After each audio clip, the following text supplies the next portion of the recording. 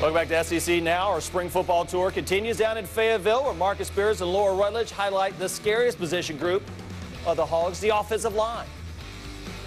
Donald W. Reynolds Razorback Stadium is hopping today because spring practice is here, and of course fans for the first time get to check out the Razorbacks as so much excitement is surrounding this program. We continue our spring football tour here. Marcus Spears, Laura Rutledge, and this excitement here today is palpable. The energy, you can feel it, the impact that Dan Enos is making, and just the excitement around the program. What's your takeaway from what we've seen from practice so far? We were talking earlier about the number of people here for a practice, so you can tell that that excitement level is heightened here at Arkansas. And we talked about how last year, how it ended, led the way to this right now. Guys are very competitive. The offensive and defensive line are getting after it. I'm just excited to see this Arkansas team square up in the fall.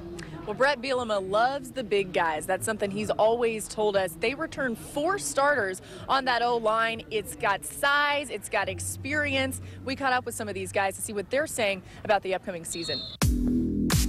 I love those guys up there, man. They're the reason. You know, of course, me and Alex work hard each and every day, and we have our abilities, but without those guys up front, it wouldn't be possible. You know, that's where it all starts.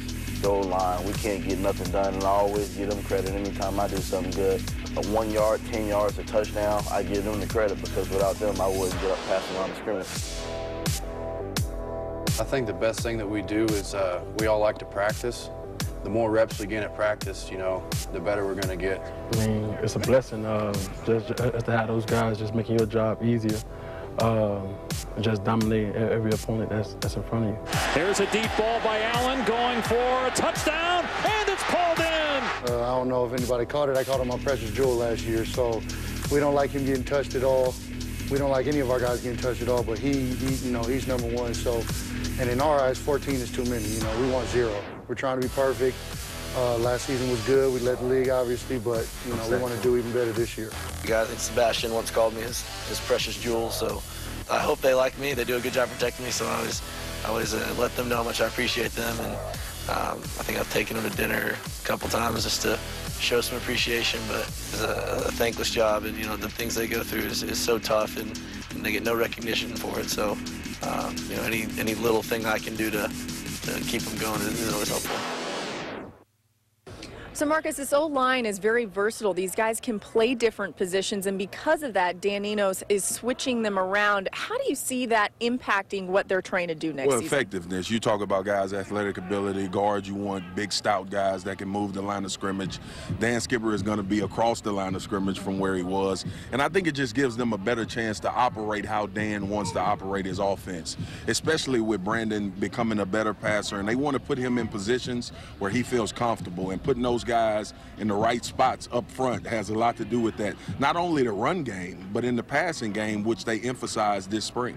It all starts up front. You mentioned that run game. Of course, Alex Collins and Jonathan Williams, 2 1,000-yard rushers last season. They're looking to continue that 1-2 punch going forward.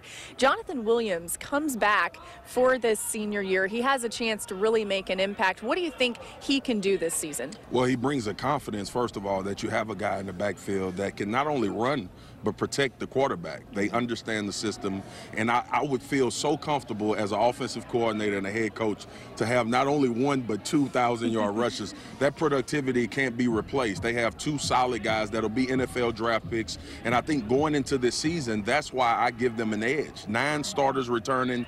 They're the dark horse in the SEC West right now. High praise for Marcus Spears. We love to hear it. And of course, those 2 guys are so unselfish. They carry the ball and share it with each other.